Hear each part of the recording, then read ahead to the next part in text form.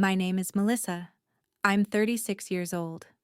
On Christmas Eve, right in front of the entire family, my mother handed my 9-year-old daughter a perfectly wrapped box and said with a sweet smile, "This is for you, dear." Inside was a single handwritten note. "Ask your mother why we keep wasting money on a child who isn't even really ours." Wren's hands trembled as she read it. She bit her lip hard, the way she always did to stop herself from crying in front of them. My sister Amber let out a loud laugh. No one said a word to stop it. What they didn't know was that Wren had brought her own small gift for Grandpa that night. A simple photograph she had carefully chosen and wrapped herself. When my father opened it, his face turned ghost white. They had spent 9 years erasing my daughter.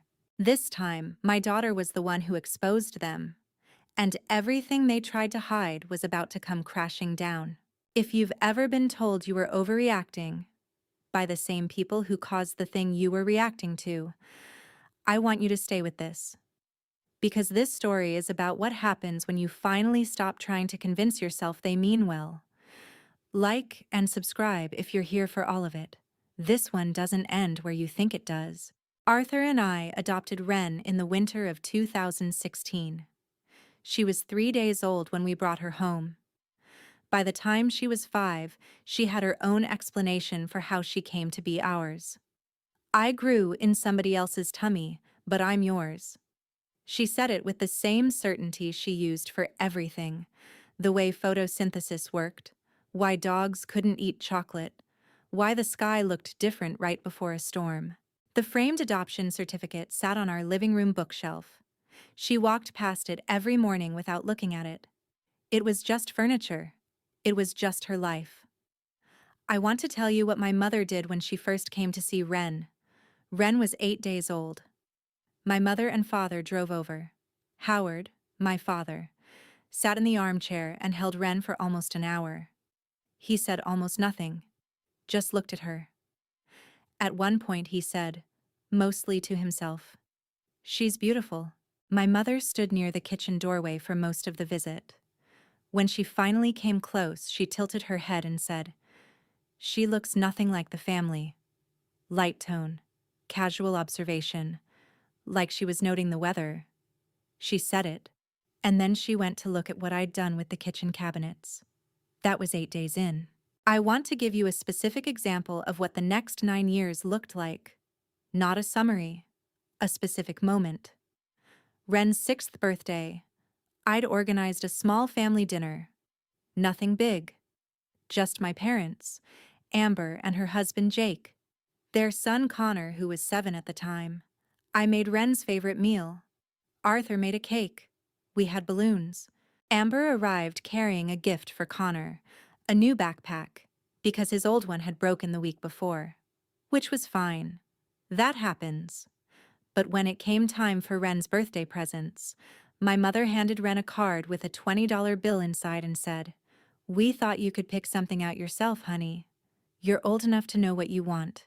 Connor had received at his most recent birthday 2 months earlier a complete Lego set, a remote control car, and a personalized photo book that my mother had spent 2 weeks assembling.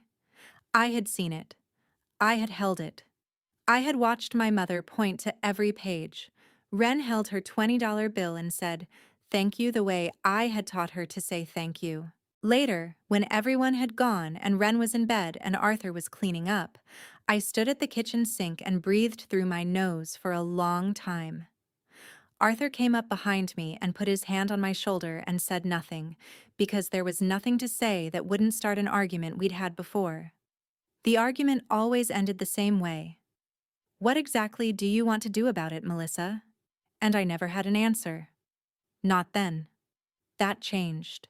I grew up in a home where love was always conditional. My mother, Sylvia, was the kind of woman who needed everything to look perfect from the outside. As the oldest daughter, I was expected to be the responsible one, the achiever, the example.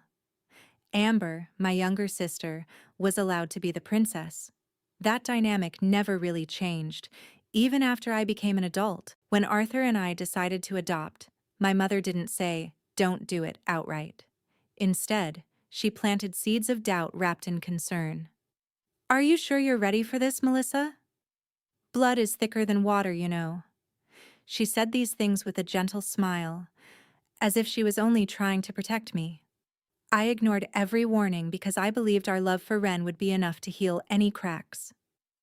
I was wrong. For 9 years, the discrimination was never loud. It was quiet, constant, and cutting, like 1,000 paper cuts. It showed up in small ways that most people would dismiss as not a big deal. But to a child, those small things become the entire story of where she belongs. Every holiday, my mother prepared special gifts for Connor and Lily first. Ren always received something generic, something last minute. On Ren's 5th birthday, Connor got a brand new bicycle with all the bells and whistles. Ren received a gently used dollhouse that my mother said was still in perfectly good condition. Ren hugged that dollhouse tightly and whispered, "I like the color, Mommy." I had to excuse myself to the bathroom so she wouldn't see me cry. I confronted my mother many times. Each argument ended the same way. "You're being too sensitive again, Melissa. Ren already has a family.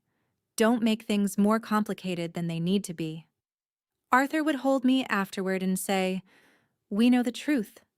That's what matters." But even he started to see how deeply this was affecting Ren. The little girl who once ran excitedly into her grandparents' house now asked quietly if she really had to go. My mother was particularly skilled with the phrase, "not really ours." She used it on the phone to her friends. She used it at family dinners when she thought Ren was out of earshot. She used it in a way that was always technically deniable. "I just mean she has different roots, honey. That's not a criticism." But the frequency of it, the casual ease of it, told you everything you needed to know about what she actually believed. My sister Amber had 2 children, Connor, 10 that fall, and Lily, 6. Both of them had their names written in gold on ornaments that hung on my mother's Christmas tree every year. Both of them had been invited to sit at the adult dinner table when they were 5 years old. Both of them appeared in every family album my mother kept in the glass cabinet in the living room. The Christmas tree had 18 ornaments for grandchildren. Ren's name was on 0 of them. I had asked about this once, directly, calmly, when Ren was 7. I had said, "Mom, why doesn't Ren have an ornament?" My mother had looked at me with the practiced expression of someone who finds a question more exhausting than the situation that caused it. She said, "Melissa, you're always so sensitive about her. It's not healthy." Then she moved to the kitchen to check on the food, and that was the end of that. It was always the end of that. In November 2025, Priscilla Dobbs, the school librarian at Franklin Elementary, where Ren attended 3rd grade, started a family memory scrapbook project. Every student was to bring in photographs and mementos and assemble them into a handmade book. Ren came home the first afternoon with a list. A photo of the kitchen at Thanksgiving. A drawing of the backyard. And then, a few weeks in, she added something. "Mom, do we have any pictures of Grandpa Howard at our house?" She was eating crackers at the kitchen table, focused on her list. "He came over a few times," she said, "but I don't remember any pictures." "Let me check," I said. Ren has always been an unusually observant child. She feels things deeply but has learned, far too young, how to hide her pain. She rarely cries in front of others anymore. Instead, she goes quiet. That silence worries me more than tears ever could. There were nights she would crawl into my lap after bath time and ask questions that broke my heart. "Mommy, why does Grandma hug Connor and Lily more than me? Why does she only post pictures of them on Facebook?" I would hold her close and tell her how much Daddy and I loved her, how special she was. But the questions kept coming, and with each one, I watched a small piece of her confidence chip away. By the time she was 8, she stopped asking. She simply stopped wanting to visit her grandparents' house. Whenever I mentioned going to see them, Wren would look down at her hands and say softly, "I'd rather stay home with you and Dad. We have more fun here anyway." She was learning to protect herself.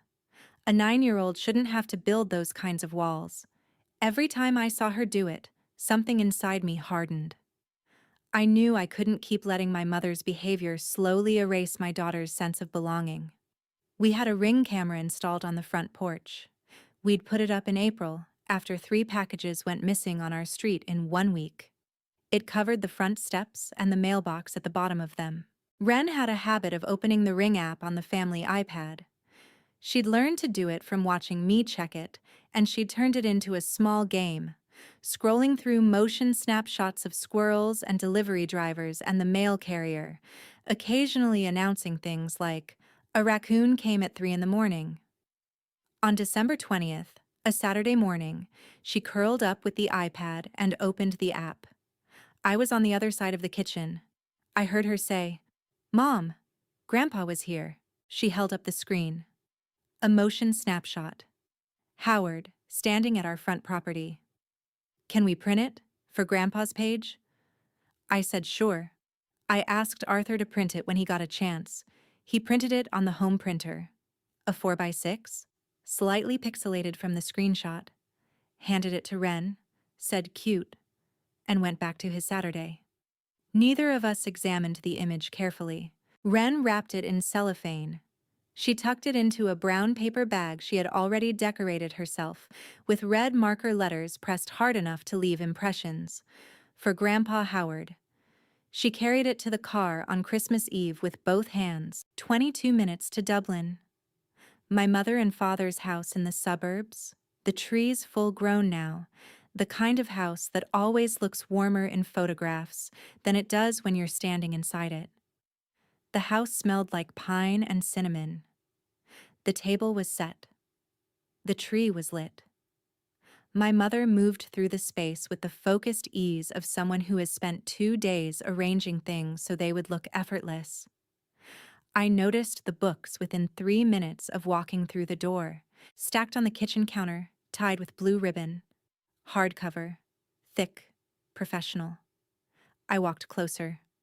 The spine read, "The Norwood Family Legacy, 1952 to 2025.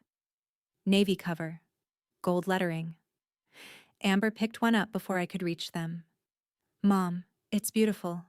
She opened it and pointed at herself at 16. "Look at my hair." Everyone laughed. Wren appeared at my elbow. "What is it?" "Grandma made a book about the family," I said. She looked at the stack.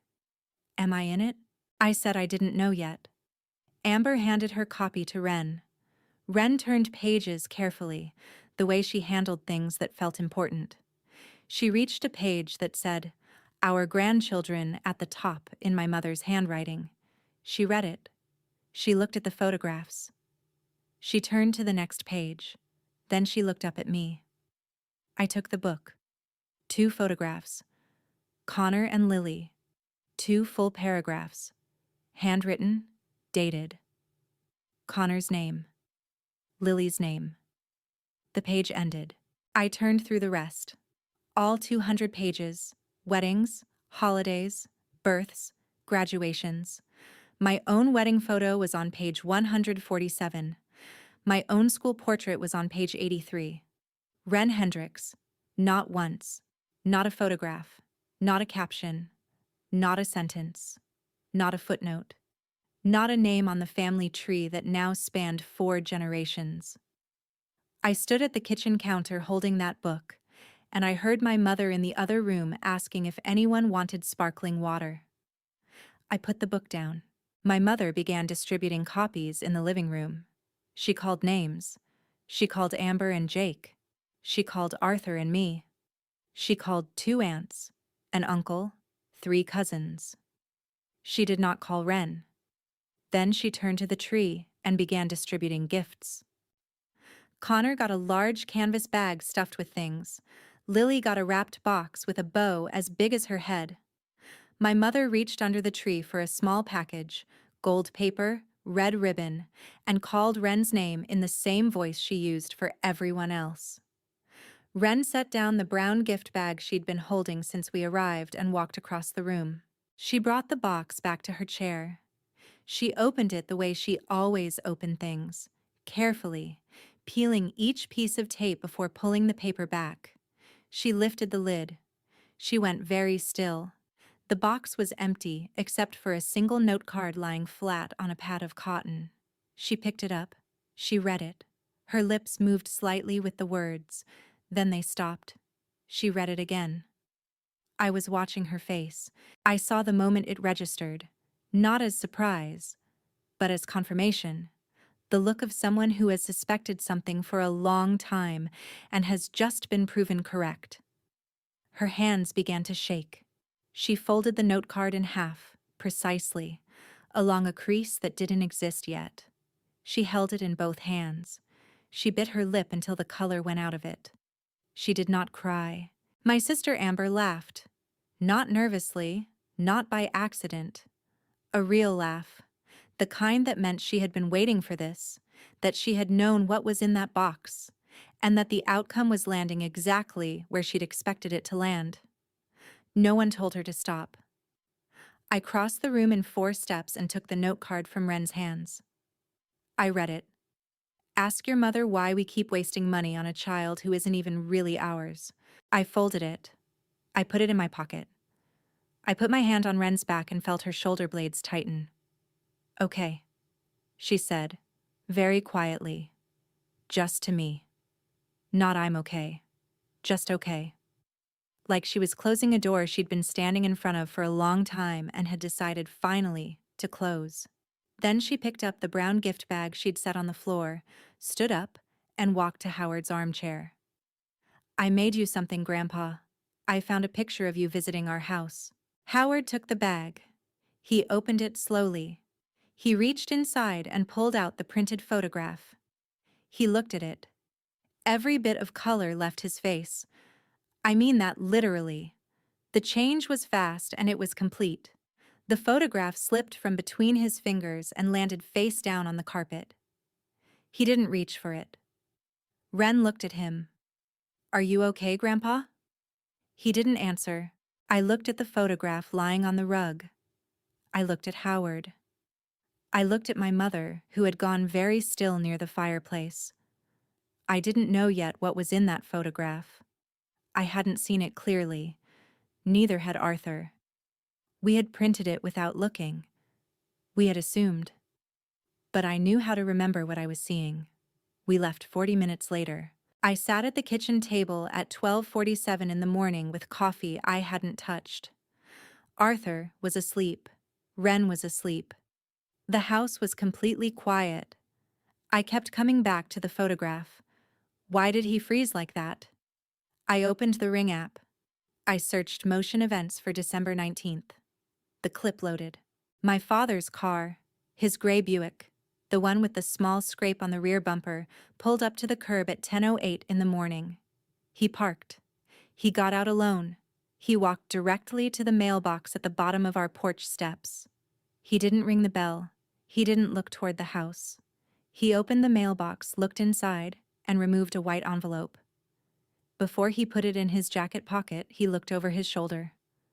Once, left, then right. Then he got back in the car and drove away. 58 seconds. I screenshot the frame where the envelope was most visible and zoomed in as far as the resolution would allow. The return address was small, but the camera was clear. Cornerstone Family Services, Columbus, Ohio. I put the phone down on the table. I stared at the wall. Cornerstone was the adoption agency that had placed Wren with us 9 years ago. I picked up the phone and looked at the screenshot again. The timestamp. My father's hand on the envelope. The way he'd checked over his shoulder like a man who knew exactly how long he'd been standing there. 30 years in the United States Postal Service. He knew. He had always known. He knew what you were and weren't allowed to take from a residential mailbox. He knew the federal statute. He knew what delivered mail meant under the law. He had spent his entire career moving mail from one place to another. and he had come to my house on a Thursday morning and taken a letter addressed to me and put it in his pocket and driven away. And the only reason I knew about it was that my 9-year-old daughter had been looking for a photograph for a school scrapbook project. She had handed him the receipt. I stayed at the table until 3 in the morning. I called Cornerstone on December 28th. Voicemail. I left a message. Monday the 30th, a coordinator named Linda called back. She found our file. She checked the record. She said, "We've sent 3 letters to your home address. The first in January of 2023, the second in January of 2024. The third was sent December 1st of this year." "I never received any of them," I said. Silence. "Ms. Parsons, are you saying they were intercepted?" "Yes," she explained their protocol. First-class mail for registry notifications. Deliberately not certified, because certified mail requires a signature at the post office, which creates a visible paper trail that could expose the correspondence to unintended people in the home. The letters carried a return service notation. A wrong address would have sent them back. Our address was correct on all 3. Not one had been returned. I asked about the contact window. She said the third letter had included a 60-day notice. I was 27 days in, still inside it. "I want to respond," I said. "I want to be connected." She said she'd reach out and ask. I hung up and looked at Arthur, who was standing in the kitchen doorway holding 2 cups of coffee that had been cooling for a while. He handed me one, sat down. I told him everything. He listened without interrupting. When I was done, he said, "I need to call Craig. A friend from law school, federal cases. I need him to confirm something." Craig confirmed it that afternoon. 18 U.S.C. Section 1708. Taking mail from a residential mailbox after delivery. Federal offense. He was in postal service for 30 years. He knew exactly what he was doing. Arthur opened his laptop. He said, "I'm going to build the file." On December 29th, I called Howard. He answered on the 4th ring. His voice was careful, the way a voice gets when someone has been rehearsing since the night before. "Dad," I said. "I reviewed the camera footage from December 19th. I saw what you took from our mailbox." Pause. "I was in the neighborhood. The mailbox was open. I was trying to help." "The mailbox wasn't open. I watched the footage." "You opened it." "Melissa, where is the envelope, Dad?" Silence. Long enough that I counted to 8 in my head. "I'll have to check," he said. The call ended. He didn't hang up, and I didn't hang up, and eventually the line just went quiet. 30 minutes later, my mother called. Her voice was warm, worried, exactly the voice she used at the beginning of every conversation that was designed to make you forget what you were upset about. "Melissa, honey, your father told me you called. Are you okay?" I said. "Mom, I found camera footage of Dad taking an envelope from our mailbox on December 19th. The envelope was from Cornerstone Family Services, the adoption agency." Brief pause.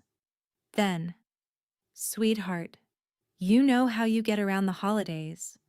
You've always processed things very intensely, and that's okay. But, Mom, sometimes the holidays just bring up a lot of old feelings, and I think, Mom," she stopped. "I'm not processing feelings. I'm describing footage on a camera. Either Dad took an envelope from our mailbox or he didn't. The footage shows that he did." Another pause. Shorter this time. Then she said, "That child does not need to be confused about where she belongs. You've built a beautiful life for her. A letter from a stranger. From the biological situation. That kind of thing only creates confusion. We were thinking of Ren." She said the biological situation. I wrote that down. "Mom," I said, "you just told me you knew what was in that envelope." Silence. "You said a letter from the biological situation. That means you knew what was in it. Which means you told Dad to take it." I don't think you're being reasonable right now. Thank you, Mom.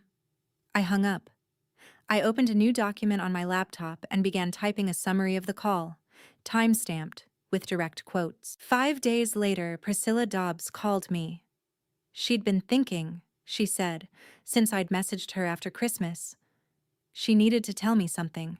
Back in November, my mother had come to Franklin Elementary for Grandparents' Day. She'd come as Connor's grandmother. Connor and Wren attended the same school, Connor in 5th grade.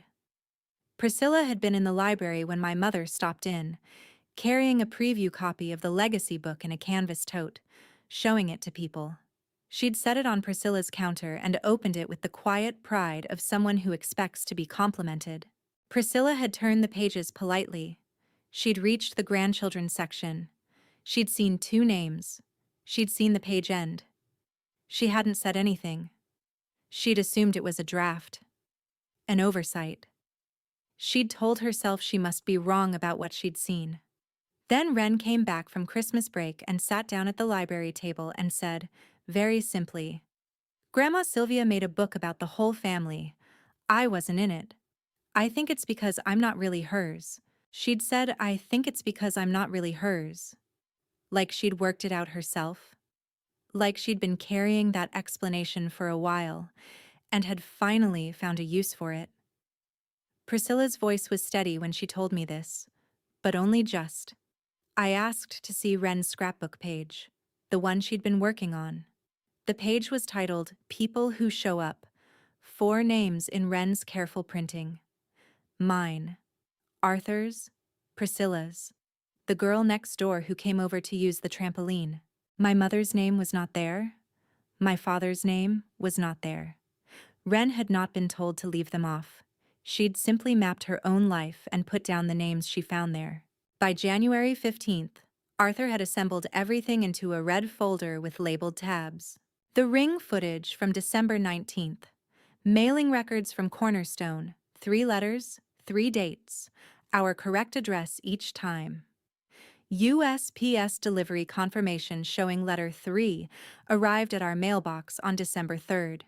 My notes from the calls with Howard and Sylvia.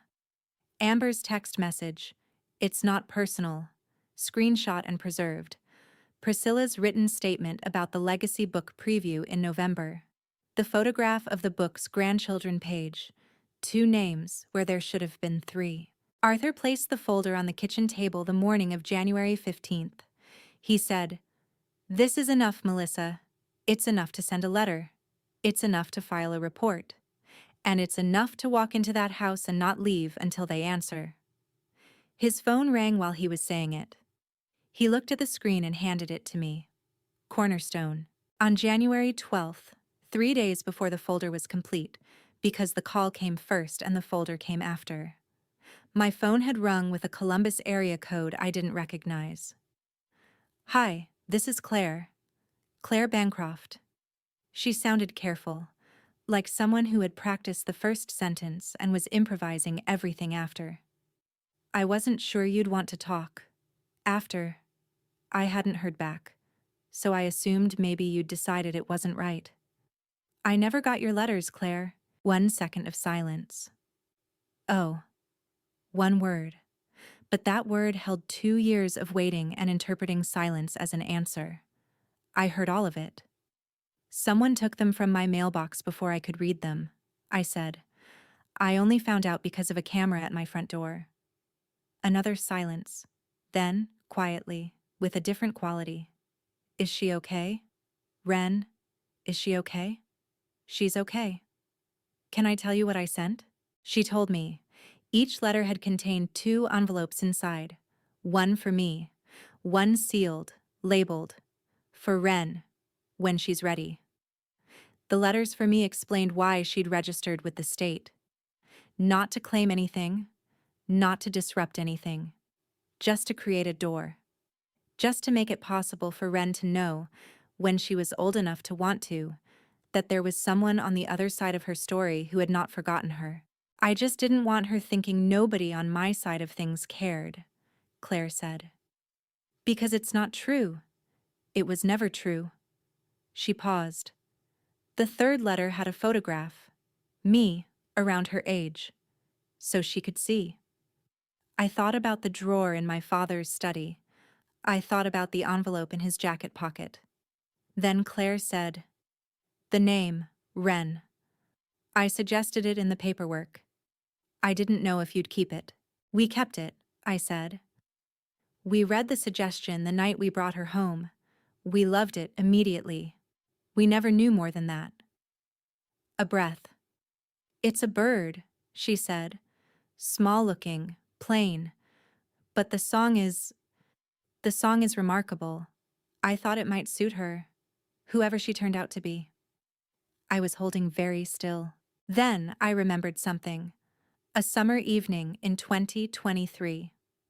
Wren was 7 years old, going to bed after a hot day, drowsy and loose.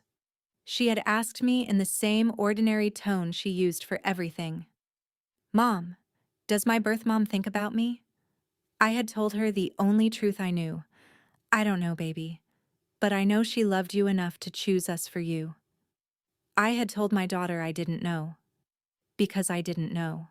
Because the answer, a real answer, a specific answer, a documented answer from a real person who had been waiting since 2022 to give it, had been taken from our mailbox and put in a jacket pocket by a man who had spent 30 years moving other people's mail and knew exactly what he was holding. I held the phone against my ear and didn't say anything for several seconds. Arthur, sitting across from me, watched my face. He didn't ask. He just waited. When I finally spoke, I said, "I'm going to find a way to give her your letters. When she's ready. I want you to know that." "Thank you," Claire said. "That's all I've ever wanted." Before I tell you what happened in February, I want to say something. If you are raising a child, yours by birth, or yours by choice, or yours because you showed up when someone else couldn't, and a piece of mail arrives for them, from any agency, any office, any person you don't recognize, that mail belongs to them, not to you, not to anyone who decided they know better. Document everything. Trust what you see. Save what arrives. And if someone in your life has spent years telling you that your concerns about your child are just sensitivity, just dramatics, just you being too much, please hear me. Naming a real thing is not being dramatic. It is being accurate. I emailed my mother on January 20th. Short, neutral. "Mom, Arthur and I would like to come by on February 5th. There are some things we'd like to discuss." No explanation, no warmth, and no hostility. No She replied in under an hour. "Of course, we'll be home. I'll make lunch." Arthur completed the cease and desist letter on January 27th. He'd written it on his firm's letterhead, but the night before we drove to Dublin he said, "I'm going as your husband, not as your lawyer of record. The letter is what it is, but today, I'm the man who married you. That's the frame." "I know," I said, "and Wren is with Priscilla." I arranged it this morning, February 5th. 22 minutes to Dublin. The house smelled like chicken soup when my mother opened the door. She was wearing an apron. She smiled with the warmth she'd been producing on cue for 30 years and said, come in, I made lunch." Howard stood up from his chair when he saw us. He stood and put his hands in his pockets and didn't sit back down. He looked at the red folder. He said nothing. We sat in the living room.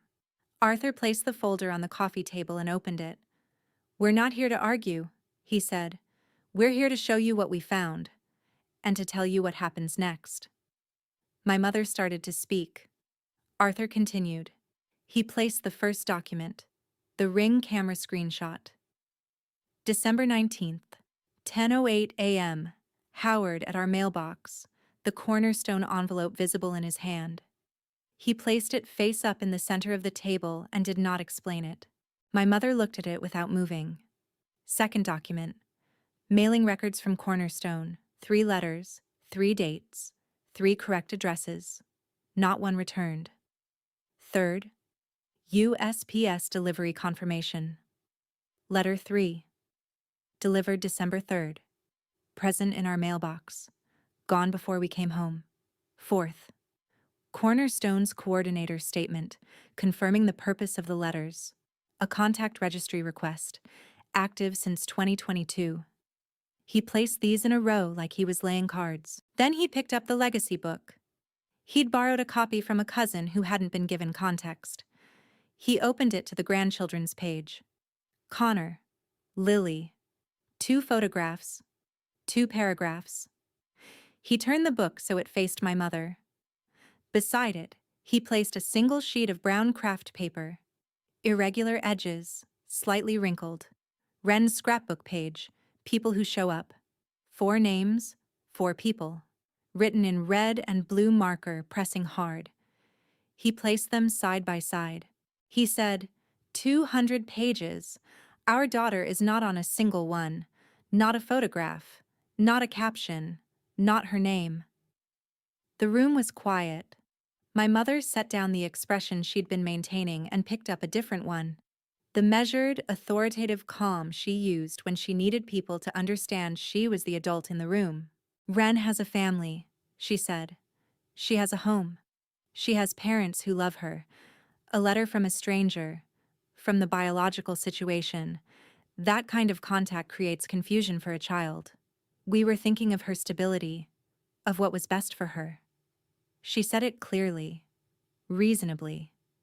Like a woman who believes she is explaining something obvious to someone who is upset for no reason. I couldn't hold back any longer. I stood up, my voice shaking with anger and years of suppressed pain. Mom, you keep saying you were protecting Wren, but all you've done for 9 years is make her feel like she doesn't belong. You erased her from your precious family book. You let Amber laugh when she read that cruel note. And now you're telling me you were thinking about her stability? My mother's expression remained calm, but her eyes were cold. Melissa, you're overreacting again. A letter from the biological situation would only confuse her. There it was. That phrase again. Arthur placed his hand firmly on my shoulder, but I continued. You don't get to decide what confuses my daughter. You don't get to decide her worth. From this moment on, you will not have unsupervised contact with Wren. If you try to reach her, we will take legal action. My father sat completely still, staring at the floor. For the first time in my life, I saw him refuse to back my mother up. My mother stood up slowly, smoothing her apron. You will regret choosing that child over your real family. I looked her straight in the eyes and said the words I had waited years to say. I already chose my real family. It's Arthur and Wren. I looked at her. Mom, I said, you said the biological situation. You knew what was in those letters. She didn't blink. Which means you told Dad to take them. She opened her mouth. How many years? I said. Have you been telling me I'm too sensitive about my daughter? How many times have you told me I'm overreacting? How many rooms have you walked out of the moment I named what I was seeing? She said, I think you're being... You spent 2 years building a 200-page book about this family. You put in photos from before I was born. You put in my wedding. You put in my school portraits. And you did not put in one single image of the child who has sat in your living room at every holiday for 9 years. The book was already... You had a designer. You had proofs. You made 30 copies. You could have added her at any point. You chose not to. And then you handed her an empty box with a note card that called her a waste of money. My mother looked at me with an expression I recognized. The one that said, this conversation has gotten away from me and I need to find the exit.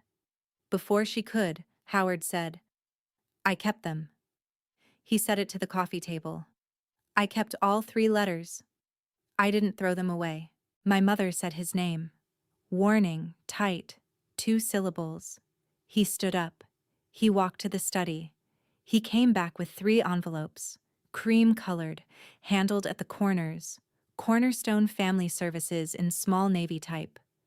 Melissa Parsons Hendricks in careful print. Our address. He placed them in my hands and sat back down without looking at anyone. I held them. I put them in my bag. Arthur slid the cease and desist letter across the table. Read this. We're not filing the USPIS report today, but we will, without question, if anything like this ever happens again. My mother looked at the letter.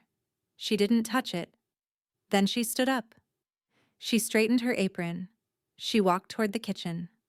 At the doorway, she paused with her back to us. She said, "I just wanted her to know who she was." I said, "You wanted to decide who she was. That's different." She didn't turn around. She went into the kitchen. The door swung shut behind her. I heard the sound of something being set on the counter. The click of a burner. Business as usual. Howard sat in his chair looking at the scrapbook page. 4 names in a child's handwriting. He looked at it for a long time, like a man reading something in a language he was only now realizing he'd understood incorrectly for years. Arthur gathered the documents. He left the legacy book on the table. He left the cease and desist letter on the table. We drove home in silence.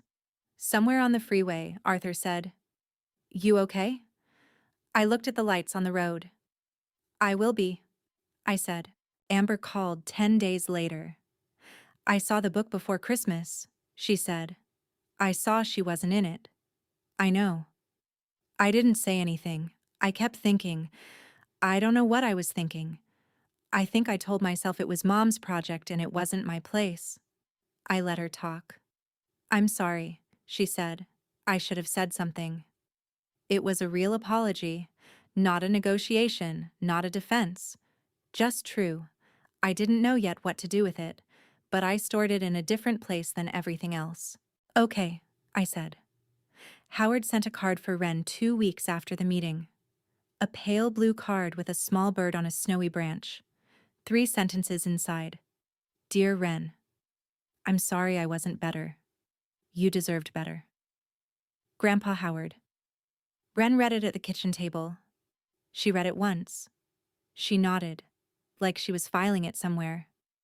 She put it in the drawer of her bedside table and went to brush her teeth. She didn't ask me what to do with it. She already knew. In early March, I read Claire's letters alone. After Wren was asleep. All 3 envelopes. All 3 letters for me. All 3 sealed envelopes for Wren.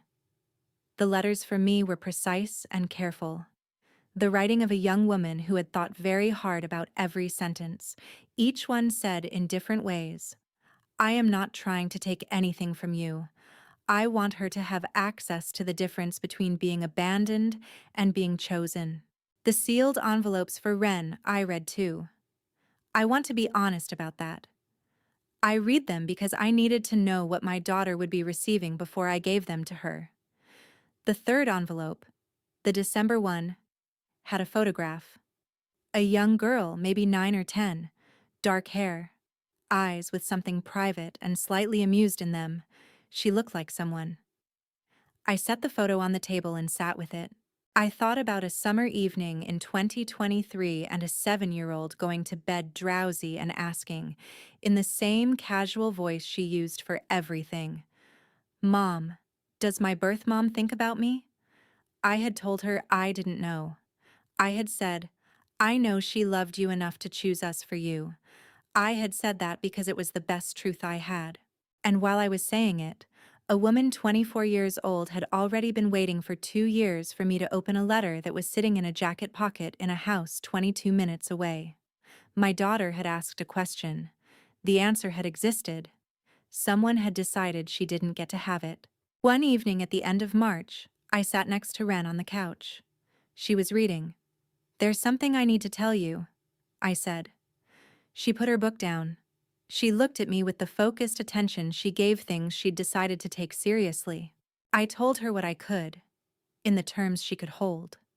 A woman who had given birth to her had been trying to write to us, that someone had taken those letters, that I'd found out and fixed it, that this woman was real, and she was kind, and she had been waiting for a long time.